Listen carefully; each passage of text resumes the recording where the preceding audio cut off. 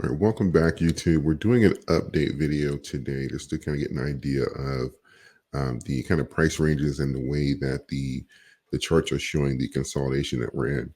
Now, as we've been talking about over the last few videos, is that we're waiting on some of those major signals to kind of play out and for us to hit some of those retest zones before we start looking at like higher targets and getting a more realistic expectation of the performance of this run of this cycle.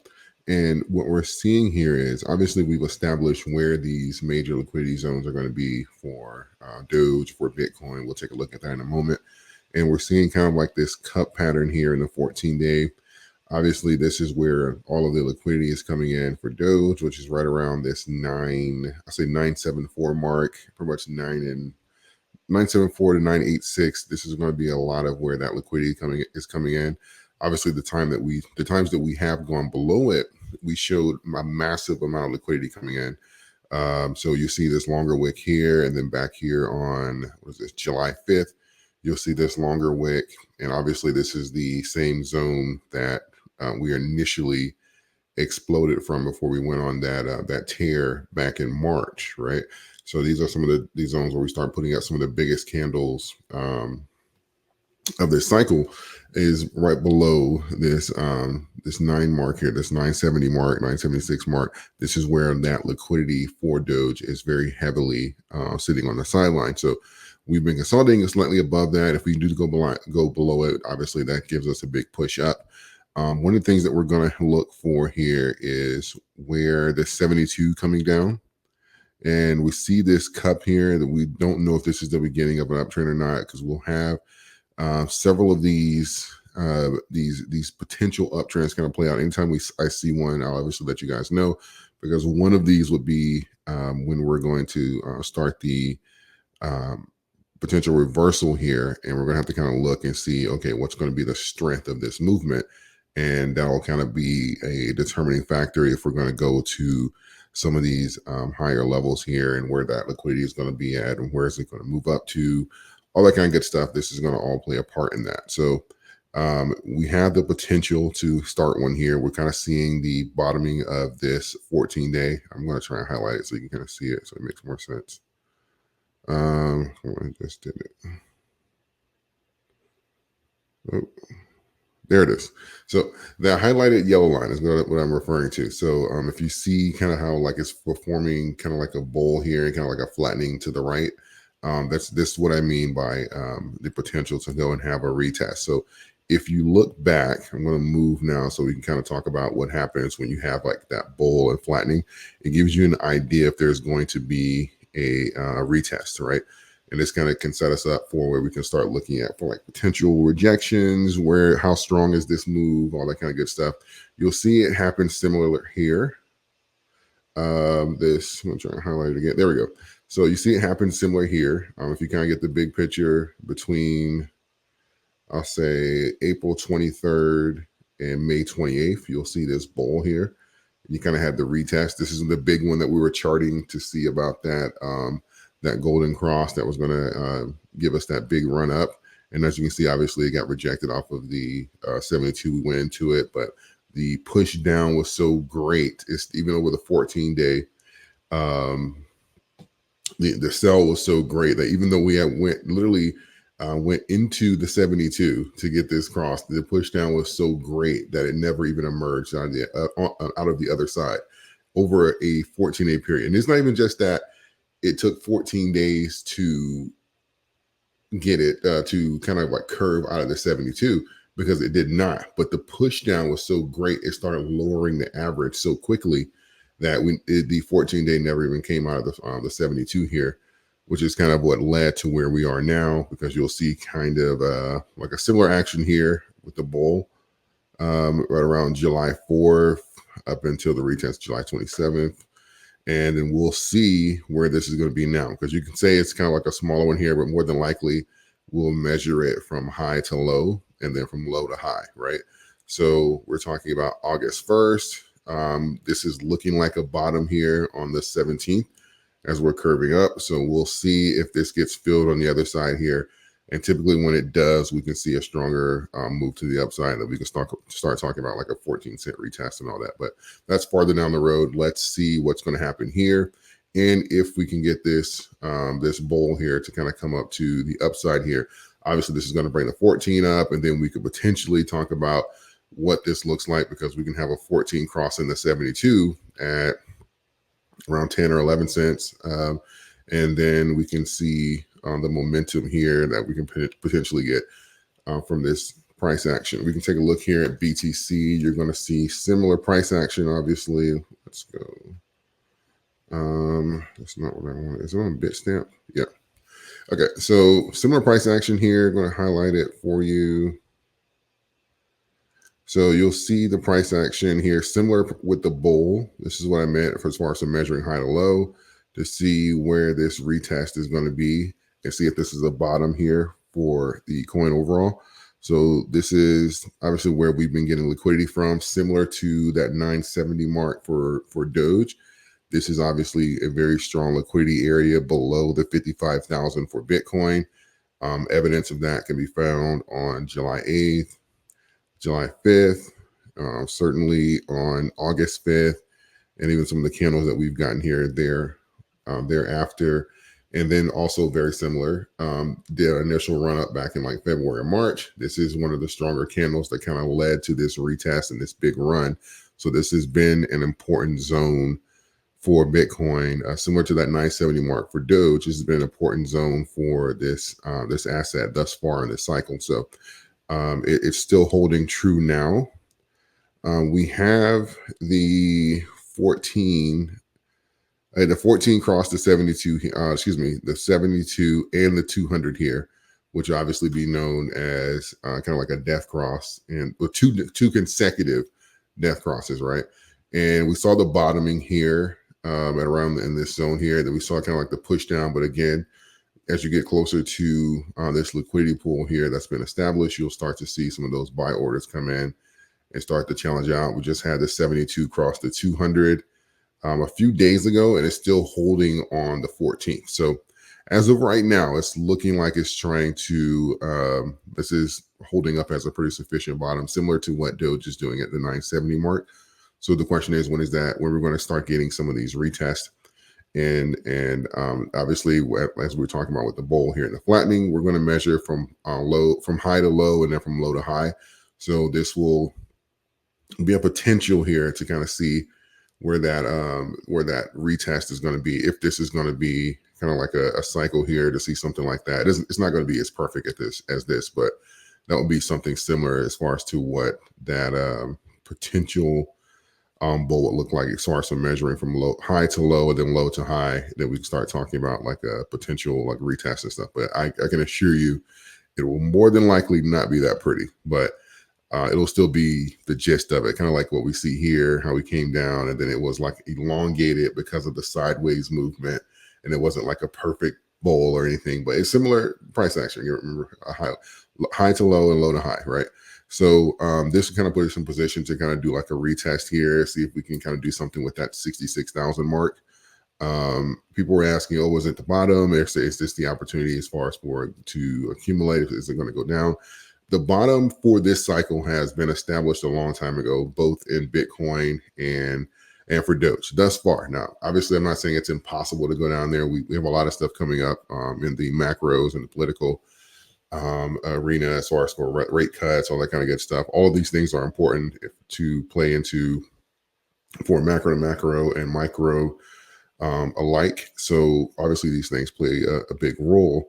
But as for now, this is held up since the beginning of the cycle, which are these zones here. And I believe this has been heavily watched, which is why you see the price action that you do and why there's massive liquidity waiting in these zones to purchase. So obviously the closer to around this 55,000 and lower mark you can get, obviously the better, especially for people that are long-term in the coin. To them, it matters less what happens this cycle or what's the price action now, because they have their long-term plan. So if we do have some bad news, I believe tomorrow for the macro here and the rate cuts, it's not going to make much of a difference in their in their price action. Excuse me, in their actions for based on price. So let's see here. I'll go back to Doge really quickly. Yeah, same thing. Around that 970 mark and below. The closer you can get it to there, the better. And same thing, people that are long term, they're not necessarily concerned with some of the short term things that are going on. They're just concerned with, obviously, similar price actions with Bitcoin and getting the most coins for the best price. Obviously, a lot of people are I'll say more into Doge for flipping than they are for similar purposes with like Bitcoin, and whether that be like for X payments. Obviously, we need utility and stuff like that with Doge, but when you look at the overall price action and the time frame that it takes, that's where you see some of the frustration in the community, because it's well, not everyone, but I'll say a lot of people are doing it for different reasons than the people that are invested in Bitcoin. So they'll want to see price action movement faster, price action movement more consistent, because people are, when you see price action dip in Doge, it'll typically lead to be some, upsetting news for the community, versus if it dipped in like a Bitcoin or Ethereum, that's a cause to be celebrated because they look at it as an accumulation period. But long term, I'll say this here for any of the coins that I've mentioned thus far, like my favorites, Doge, Bitcoin, Ethereum. I still have some Cardano as well. My opinion has not changed on any of these coins, despite the historical events that have happened this cycle, from the Doge running alongside Bitcoin initially, the unprecedented trend that we've seen here, running early, then kind of having that cool off period to the point where it seems like we were going to have a different cycle, a more aggressive cycle, till it reverting back and kind of remaining calm, to the point where it may just go back to the previous cycles that it's always been, which is kind of laying low until around Q4, then peaking somewhere around Q1 of next year. All of the wild turns that we've seen, it has not changed anything that I feel about the overall assets. I still believe, in as far as the Dogecoin community, I still believe that the biggest factor that we're going to have here for the longevity of the community is obviously going to be utility, X payments, that the fundamentals of the coin and the tokenomics, how it works. It cannot be, I'm not gonna say cannot be, because it can't, but as of right now, those have not changed. So those are still going to be big things that we need to focus on as a community. But overall, this is one of the reasons why I'm just waiting on some of the confirmation, some of the bigger things here before we start putting out like price targets, liquidity levels, all those good things here. Just kind of getting some hard numbers here, because using the charts here overall, looks like Doge and Bitcoin are kind of reverting back to a more consistent trend than that it's done in previous cycles, compared to the data that we were getting a few months ago. It looks like this cycle was going to be different from the previous ones. Looked like they were kind of doing its own thing. A lot of that aggression came into there. Now, this cycle could be one for the books, and it could end up being different overall. I know typically when institutions get in, things get very interesting. I don't believe that the 4-year cycle, especially as institutions come in and we start getting these options and futures and all that kind of stuff like that, I don't believe with a large amounts of institutional money inside of the coins, I don't believe we're still going to be on a 4-year cycle.